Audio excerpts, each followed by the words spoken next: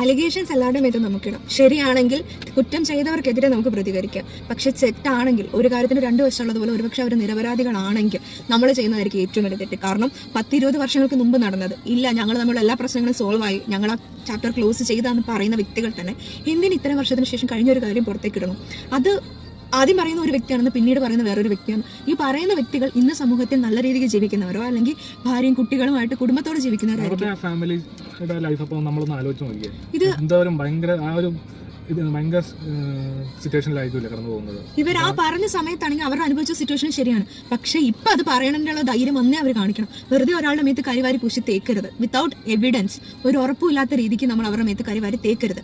ഒരേ ഹോട്ടലിൽ ഒരേ സമയത്ത് താമസിച്ചു എന്നല്ലാതെ ഇവരുടെ മേത്ത് കാണിക്കാനുള്ള എന്ത് തെളിവാണ്? ഇത്രയും മീഡിയാസും ആൾക്കാരൊക്കെ പറയുന്നുണ്ട് അതാണ് ഇതാണെന്നൊക്കെ. ഒരു തെളിവ് ഇവർക്കെതിരെ കൊണ്ടുവരാൻ പറ്റിയിട്ടുണ്ടോ? ഇതെല്ലാം പാസ്റ്റ് ആണ്. കഴിഞ്ഞ കാര്യങ്ങളെ കുറിച്ചാണ് അവർ ഇപ്പൊ ചർച്ച ചെയ്ത് ഇപ്പോഴുള്ള ലൈഫ് ഇല്ലാതാക്കുന്നത്.